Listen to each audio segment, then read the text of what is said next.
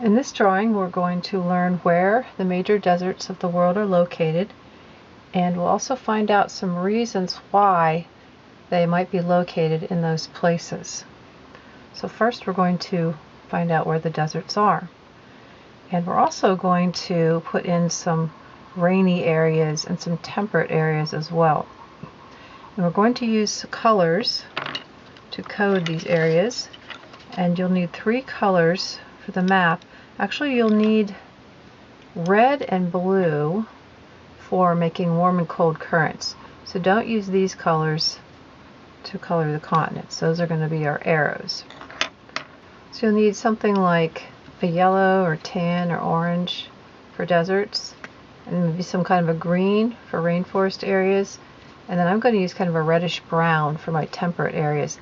Temperate means not too hot, not too cold. You have the rotation of the 4 seasons, places like most of North America and Europe, those kind of climates. So let's start by coloring some boxes and labeling them. Let's use the one in the middle on the bottom right here. Let's make that deserts, D-E-S-E-R-T-S, 1 S.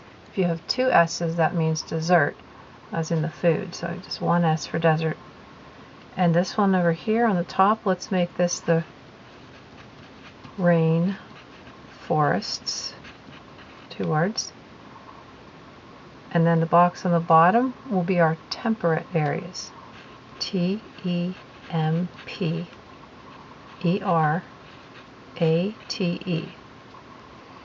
Now what we're not going to label is things like grassland areas, savanna, tundras, things like that. Okay, these are just some very general categories to show about how much rainfall the areas get. And let's go ahead and put our colors in. Kind of tan for desert, green for rainforests, and I'm going to use my reddish brown for temperate. I'm actually going to start with the rainforests, which are basically on either side of the equator. This dotted line running down the middle is the equator. And of course, the equator is the halfway point between the North Pole and the South Pole. And the measurement of how far up or down is called latitude. So the equator is at 0 degrees latitude. So a little bit above and below. And let's see, in Africa, it's about like this. Kind of over to here. That area.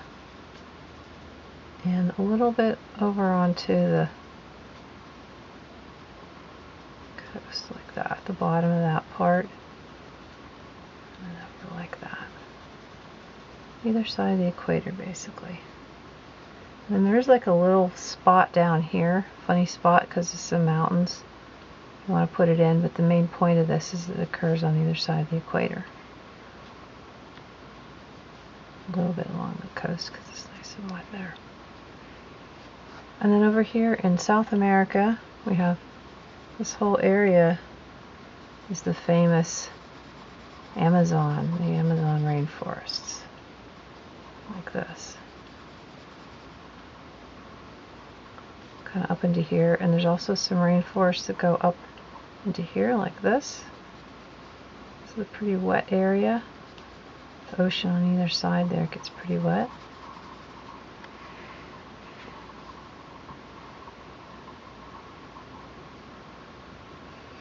And over here in Indonesia, all these islands that straddle the equator, they're very wet and foresty. Even up into the Philippines, they're pretty wet. And into here, this, there's some, up into here, this is a pretty wet area. There's some rainforest kind of going along here like this. And again, this is just very approximate. A little bit there, a little island right there.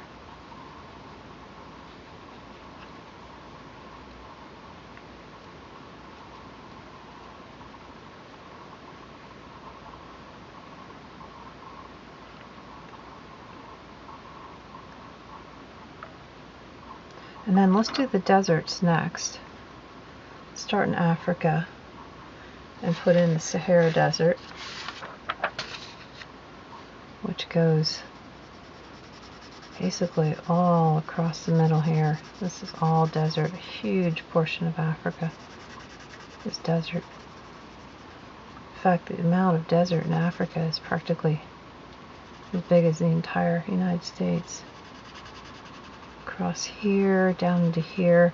Actually, what they call the Horn of Africa down there, that's pretty dry. All down like this. And of course, Arabia, the Arabian Peninsula is very, very dry.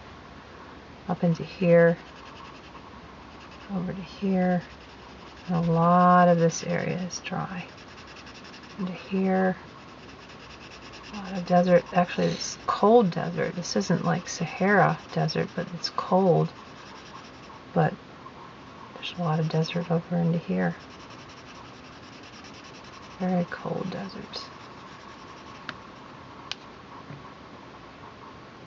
Oh, and then also go back to Africa. Down at the bottom here, we've got a stripe of desert down here like that. And if we go over to Australia, pretty much the center of Australia is desert. Just kind of like color the middle there. And then over in South America, we have desert all along this western coast like this. There's a reason for that, why that's there.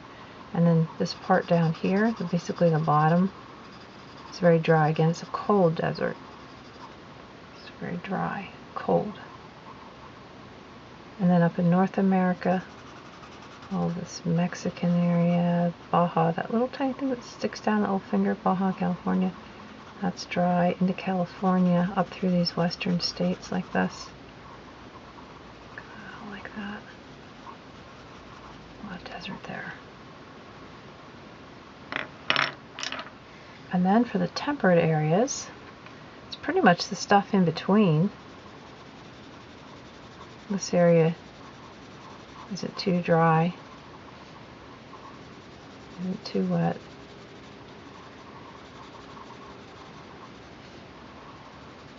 Tip of Africa.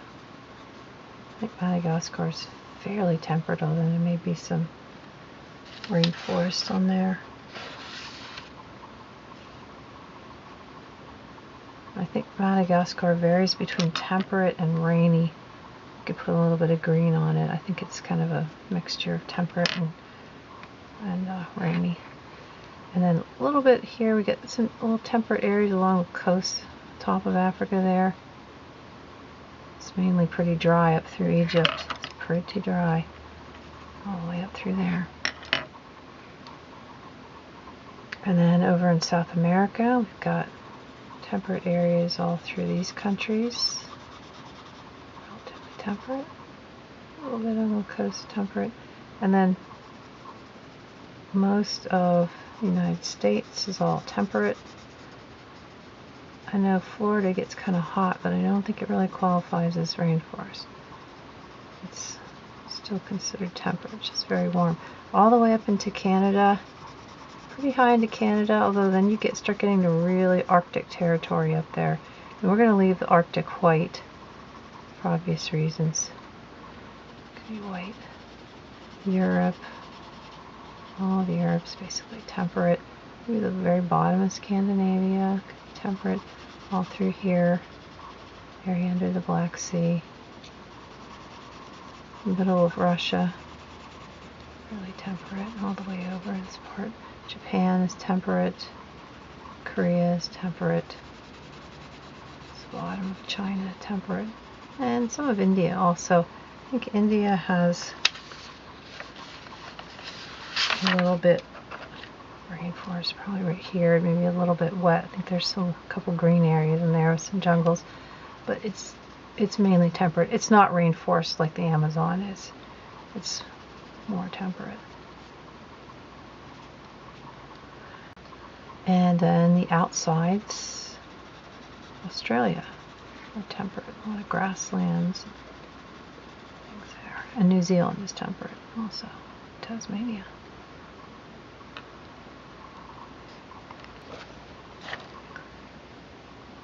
And you'll notice the note down here, in case you forget, deserts, by definition, get less than 10 inches, about 25 centimeters, of rain per year. So it doesn't even really matter whether it's hot or cold, it's just the amount of rainfall is what determines if it's a desert. So actually Antarctica mostly is a desert, technically, although there's a lot of water there. It's locked up in ice and snow, and the North Pole, a lot of the areas would be technically deserts because they get less than that amount of rain per year.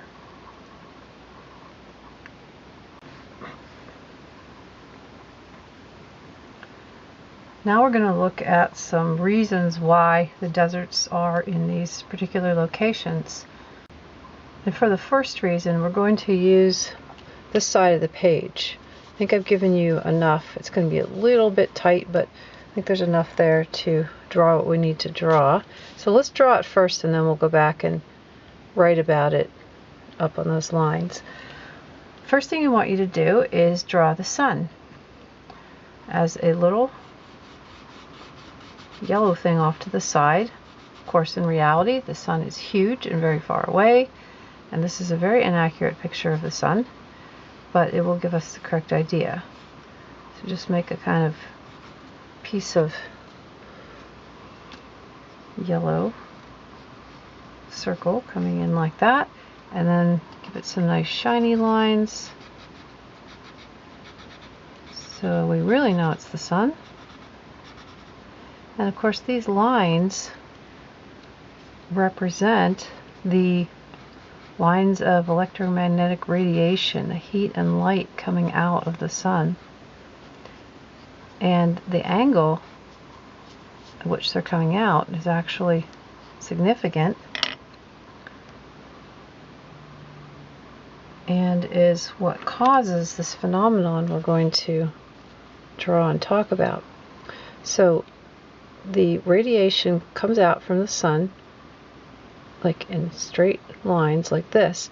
So at the equator, the energy is striking the earth straight down. If you were a little person standing on the equator here, your head would be here, your feet would be here, and the sun would be coming right down on top of your head. You basically wouldn't even cast a shadow. The sun is coming right on you. And the significance of this is that when the sun strikes straight down, the rays are much hotter. Perhaps you've even experienced this if you live in a place that's far enough away from the equator that you have seasons, summer and winter, and you felt the sun in the winter. The sun's rays are pretty weak.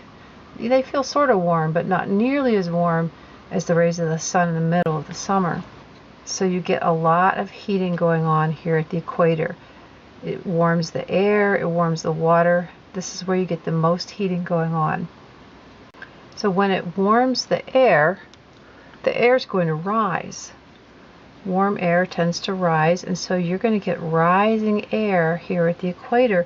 And we can represent this. Let's take red and put an arrow like this right there and right here on both sides, representing rising air, getting nice and warm and rising.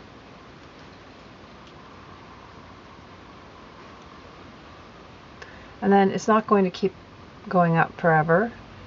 It's going to reach a maximum height, and it actually turns, floats along like this, like that. It creates, what we're going to end up doing is creating sort of a circle or an oval here. It's going to come like that, flow over here, and it's going to cool and start coming down right about here, approximately 30 degrees north or south of the equator. So that's about a third of the way up, because the top and the bottom are 90 degrees. The equator is 0, so we have 0, 30, 60, 90.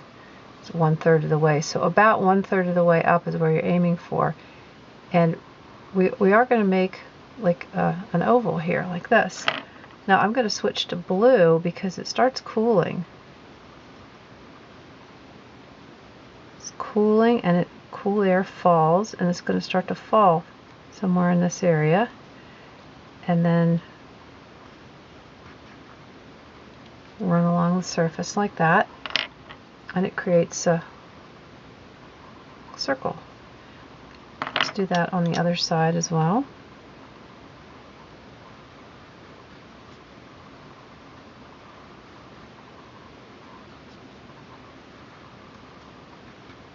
Now, of course, in reality, these are donut-shaped areas. They're not actually circles.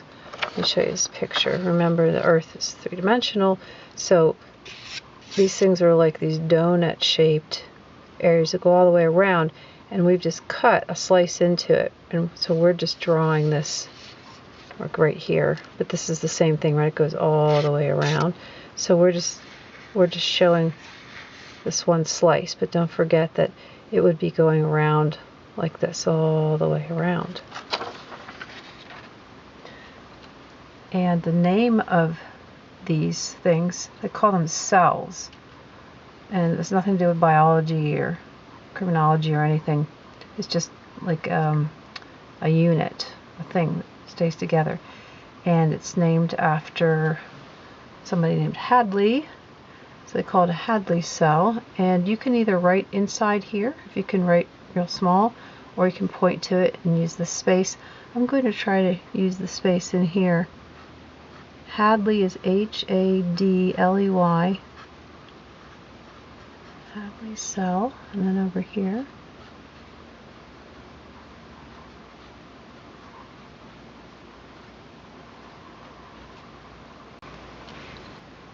So then we get a second cell going right here and right down here.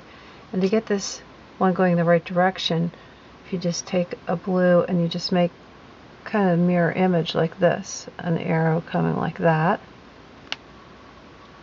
mirror image of this one, and then down here, same thing, just make a mirror image of it.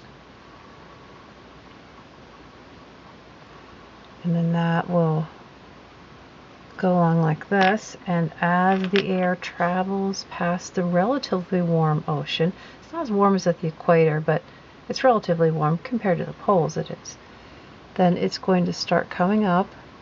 It's going to get warmer and warmer, start rising right about here, third of the way up like that, and then it's going to start to cool. Go along like that. I've created another cell. And then on the bottom, same thing.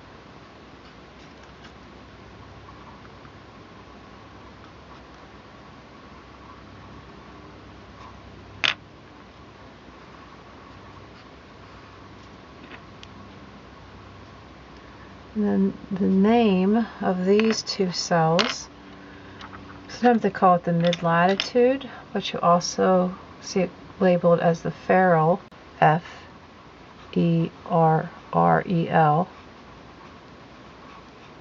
ferrule or ferrule cell. And I'll put down here, same thing. You can also call it mid-latitude.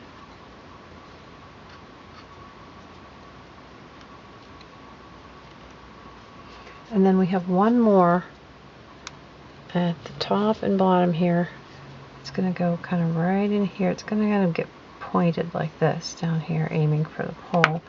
And of course, the red, you know, maybe I should use orange or something. I don't know. It's not quite as warm. You know, the rising air here, it's not going to go as high because it's not as warm. Not nearly as warm as the equator.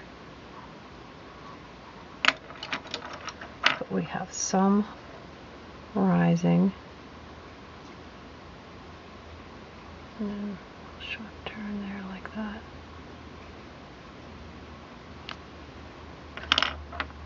And this is the polar cell.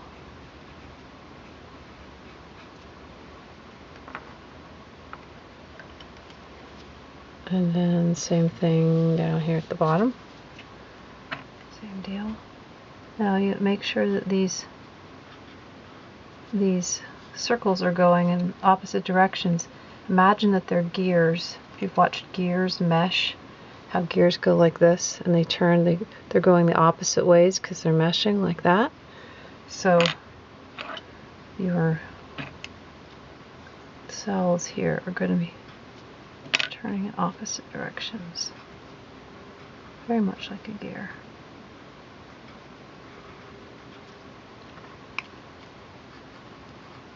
Polar cell.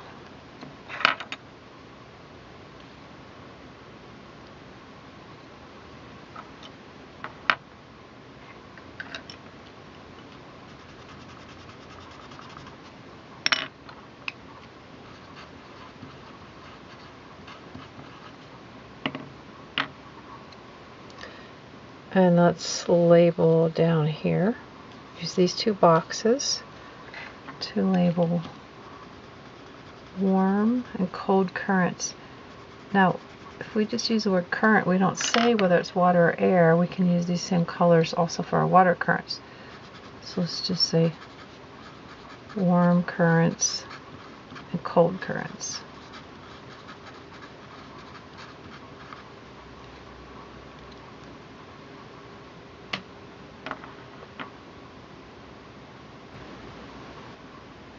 Now, let's look at the way these arrows are going. Notice at the equator we have both arrows going up. Air is rushing upward. This creates a region of low pressure because the air is leaving, it's going up and spreading out.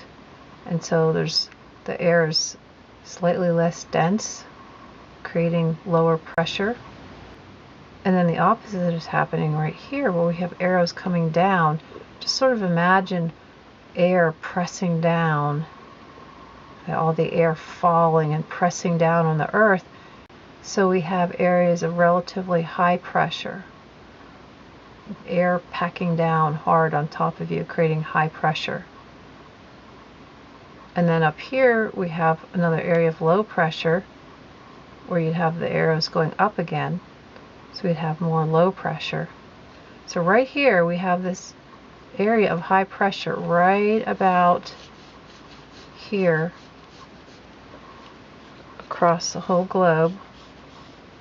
We have high pressure zone.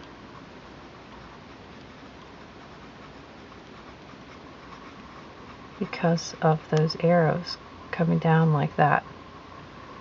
So this whole area here, and you don't have to dot this in if you don't want to, and you'll notice that this approximately corresponds to our desert areas. And we have this down here too. Same thing where these arrows are going down.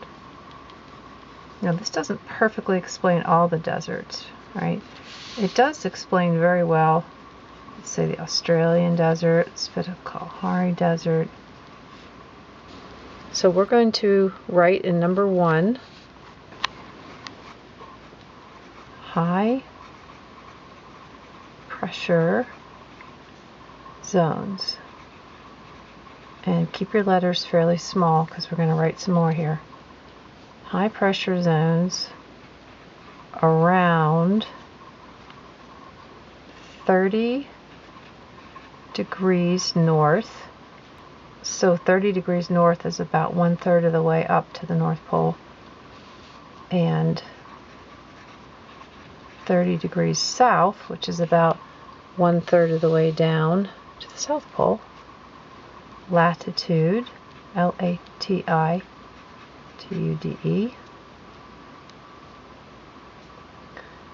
and I'm going to put in parentheses where the Hadley cells meet Ferrel cells. The Ferrel cells, F-E-R-R-E-L.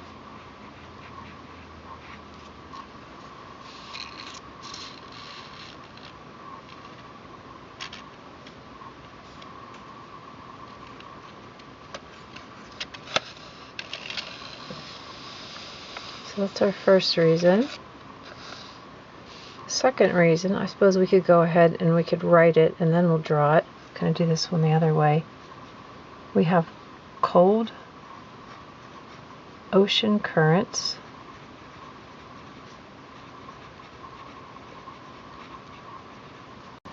and they are created by water moving from poles toward the equator. And we might want to add cold water evaporates less. Cold water evaporates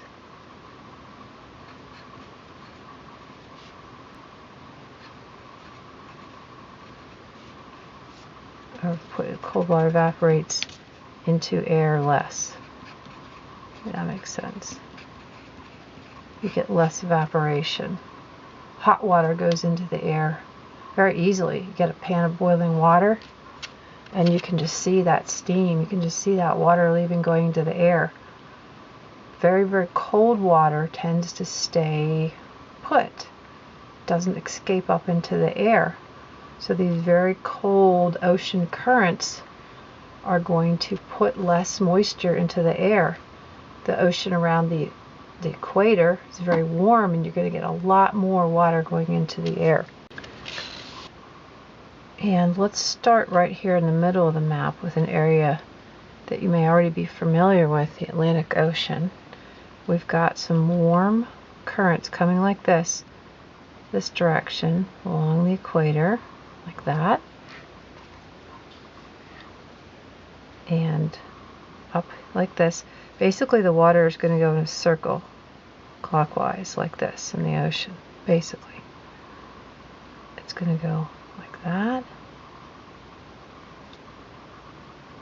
and like this,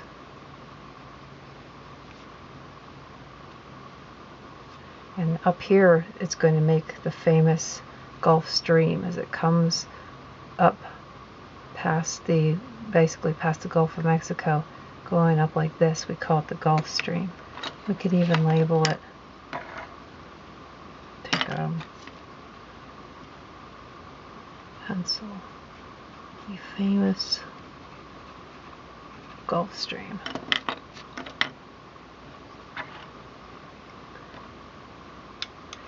And it continues to be warm up here. Goes along the coast of Iceland. It actually warms up Iceland a bit. This is why Iceland is not as icy as we think. Comes past here and it actually warms the coast of the British Isles, making their climate warmer than it would be otherwise. When you look at the British Isles here compared to North America, they're up way above Nova Scotia, above Newfoundland, up where Labrador is. That's how far north. And yet the weather here is much, much milder than over in Canada, and that's due largely to this warm water flowing past the Gulf Stream. But it does eventually cool as it goes down. It's lost a lot of its heat, so it's basically cooler down here. It's going to have to warm up again. Starts to cool off and then comes back down to the equator, and it's going to get warmed up and go around like that. And then it even up here, some of the water will go like this and even reach up here and form a circle. Well, by now it's kind of cold. Like this, it'll form a little circle. Do a little circle up like that. Make it a little circle.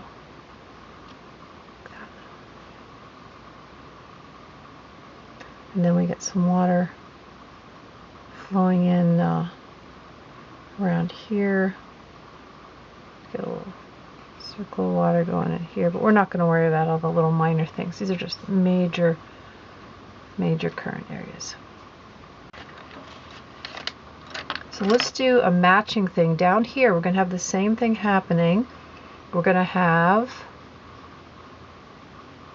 a circle going in the opposite direction. So this one is going clockwise, this is going to be going counterclockwise, down like this, down towards the poles, and then like that. And then you're basically going to put an arrow up the coast like this. And then we get some funky stuff going on down here. Down here below the tip of South America, we have a current running along like this, coming through this little gap. And then we have this. When these two meet, this current meets this one, this is a very dangerous sailing area right between the tip of South America and this tippy of Antarctica.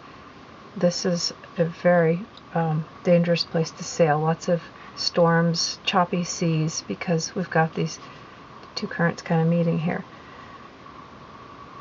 So we also then can go back up like this, and we got some crazy things going on. We've got a crazy bit coming down like this here. And then let's move over to the Indian Ocean. And we have like some goofy stuff going on here in the bottom, like that.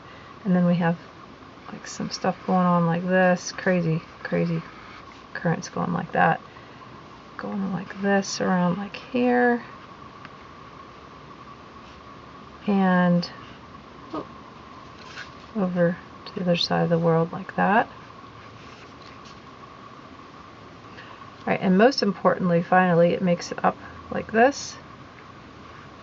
You get some cold water heading towards the equator, like that. Up past the equator, warming. Of course, you get some water coming down through there, and on this side, like this, like that. Maybe you get some going around there and some going like that.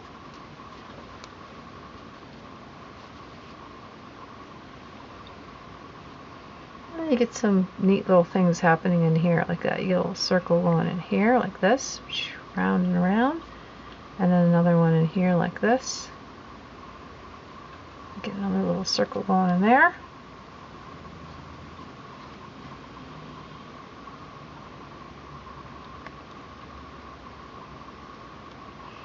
And then lastly, the Pacific Ocean.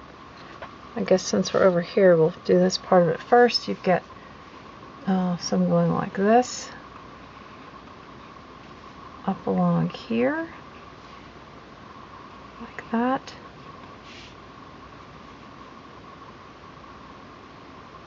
And then we're gonna, let's see, down here also, like this, like that. And then we'll have to finish this on the other side, right? Because we've got half the Pacific here and half of it over there. So the other side of the story is over here, where we have, so this arrow, this is going to continue over here like this. Here we have it coming like that. And then cooling, whoops. Cooling, coming down like this. Cooling down here. We get back to the equator.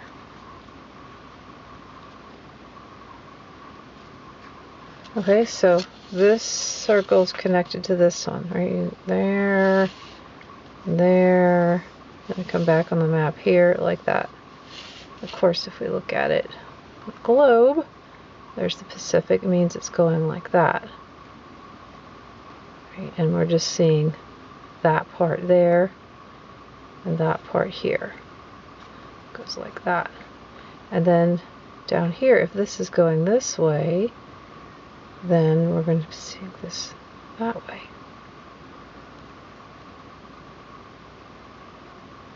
So got going along like that.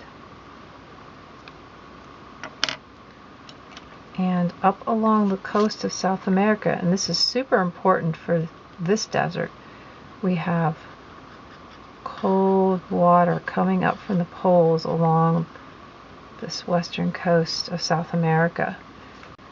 So we get it coming in like this, and then that matches over here, right? So we going like this, and then we pick up like this and go over here and pick up over here and go like that. So those are sides of the same circle.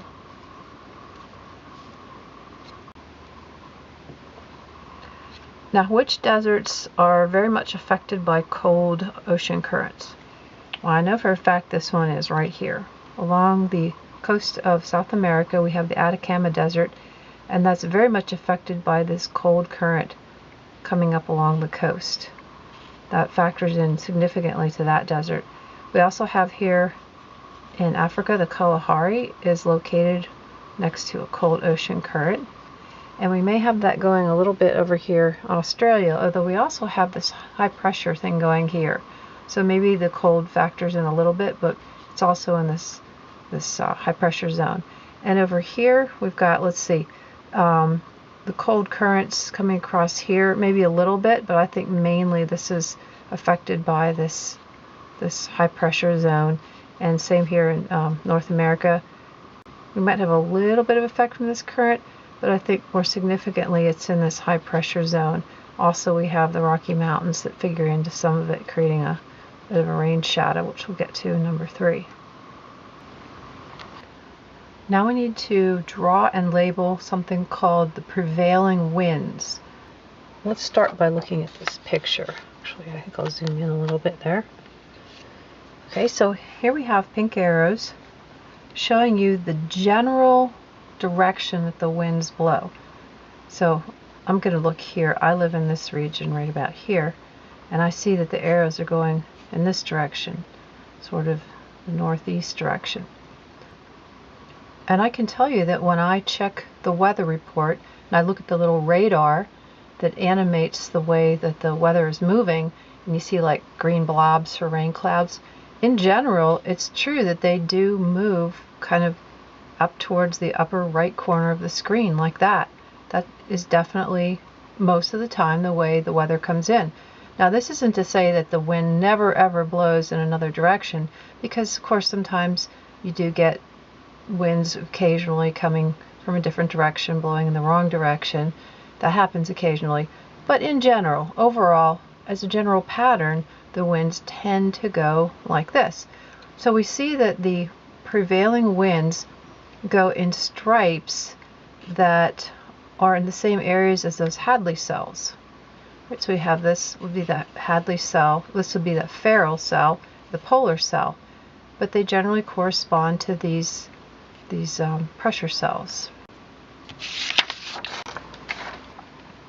So you need to choose a color that we haven't used already, and I'm going to suggest pink.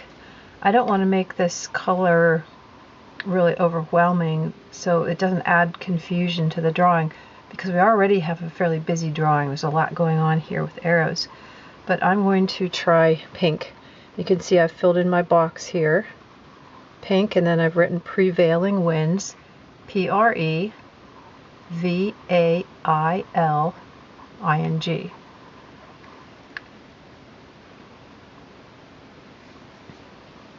And if you need to make some really light guidelines, you can kind of imagine dividing the space from the equator to the North Pole in 3.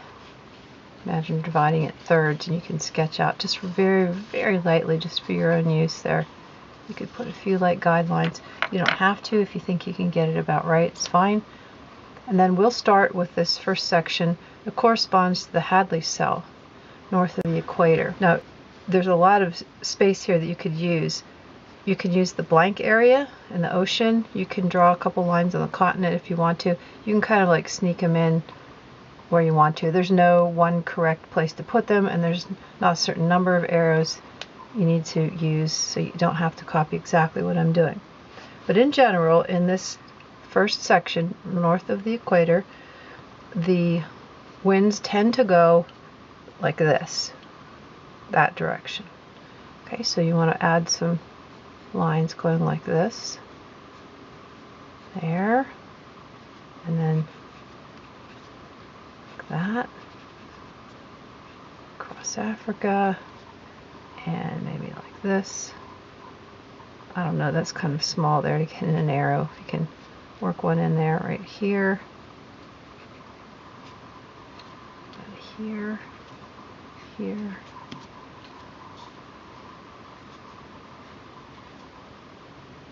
Like that. Okay? Like that. And then, as I said, in the next cell up, what would correspond to the Feral cell, across North America, Europe, you have the winds going in the opposite direction. You have them going this way, up to the upper right corner, like that. So you've got the winds going like this. And that is indeed the direction that I see our weather going. There, like that, across Europe, there. And then we have that reversed, and the top area by the poles is going back again the direction that we saw in the near the equator, like that. Now, of course, these prevailing winds were like super important back in the day when wind was a major factor in transportation. We don't tend to think much of prevailing winds anymore. But of course, pilots, airplane pilots, would know a lot about the prevailing winds, and yeah, there's still people that sail big yachts and things like that. Okay, so down below the equator, we have kind of a mirror image. Here's the winds are going in this direction. I maybe made that too much look down, kind of down and over. So we'll have it going like this. Like that. There. I hope this pink doesn't look too much like the red. There's the winds. Okay. Like that. And then in the next section, I think I made my arrows too high. I think I need to be down here like this. I think maybe these, I need to make these a little bit longer, and then these come down like this. Like that. It's generally going like that. So across the big part of South America, you can have winds going like that. And then across the bottom part down here is where you're going to have them going like this. Okay. Like that, and then across like this. You have the prevailing winds going like this, across the bottom of Africa. See what I mean? This is getting really confusing with all these arrows, isn't it? Okay. And then the poles at the bottom, you got arrows going like this.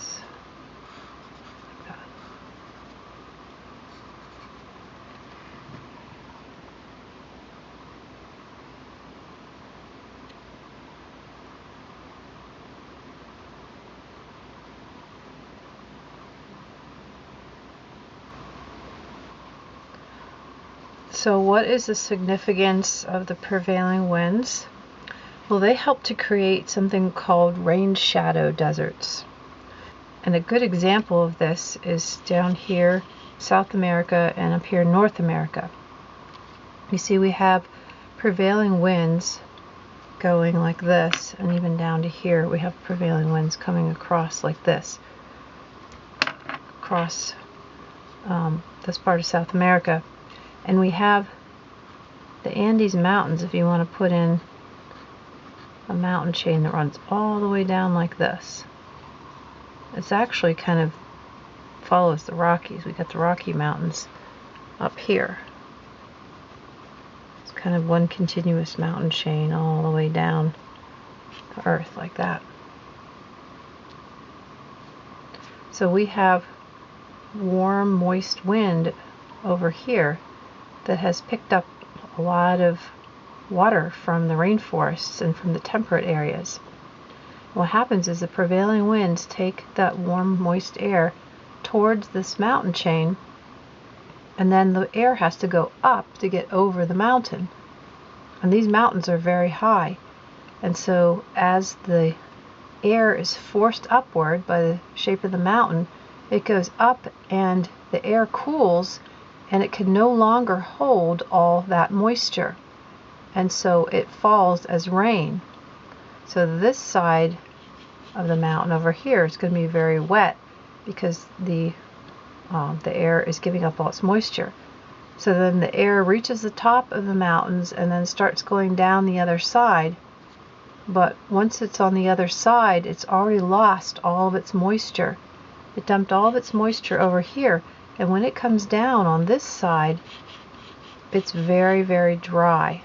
And as it falls, it gets drier. And so this side of the mountain over here, where the Atacama Desert is, this side gets little or no rain at all, because the rain all fell on this side of the mountain. And we see that a bit here. Now, in North America, we have the prevailing winds going this way, and we have mountains here. We also have a chain of mountains here. Got a lot of mountains. Got the Sierras and got the Rockies. So the moist air would be coming in like this, going up over these, and so we would have a fairly dry place right here, which I think is the area of the Great Basin, the Great Basin Desert. Now the Great Basin Desert is not as dry as down here in the Sonoran or down in South America. This is slightly less dry, but it's technically still a desert because it gets, if it gets less than 10 inches or 25 centimeters of rain a year, then it's considered a desert. So this would also, I think, fall into the category of rain shadow. There's probably some other examples over here, but these are the examples that are usually given. So for number 3, we're going to write rain shadows as a third reason why deserts form. And let's write air loses, L-O-S-E-S, all its, I-T-S, no apostrophe. If you're talking about it's belonging to something, you don't put the apostrophe in. So I-T-S, all its water as it rises over mountains. And you could abbreviate mountains as M-T-N-S if we want to get this all on here. And then let's write dry on other side. So you're on the wrong side of the mountain.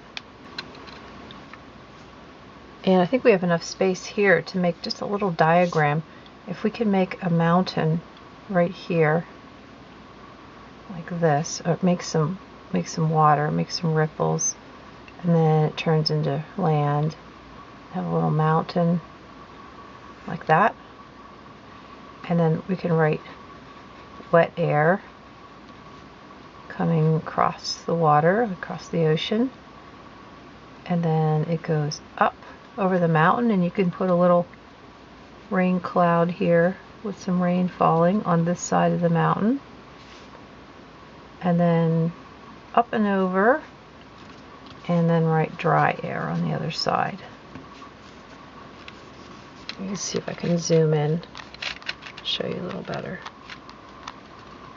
Okay, so you've got wet air, little mountain, make sure the rain cloud's on this side, so this slope gets a lot of water, and then this poor side and down here doesn't get any rain at all. So this would be rain shadow desert over here.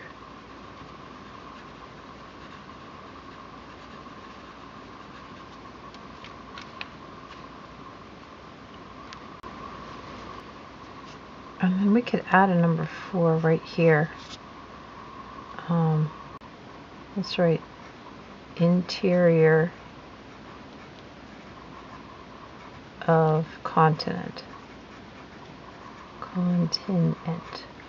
That just means if you're right smack dab in the middle, like here, or I think like here, this may be factored in, you're really, really far from the ocean, and so the air has less chances to pick up moisture. So let's just end with a quick recap. Our 4 contributing factors to the location of a desert. Number 1 is these high pressure zones here and here. Number 2 was the cold currents, and you're more likely to have a desert near those because cold water is less likely to evaporate, so the air above these currents is going to be more dry, so you just don't have as much moisture along these coasts. And then we have the prevailing winds that carry moist air across a continent till it gets to a mountain, and then the air has to go up over the mountain, and on the way up the air cools and it drops all its moisture on this side. When it comes down on the other side, it's dry and you'll get a desert. And then lastly, just simply being on the interior of a continent a long ways away from the oceans, that increases the likelihood that you're going to have a desert, just because the oceans are a great source of moisture and water and you're a long ways away from them.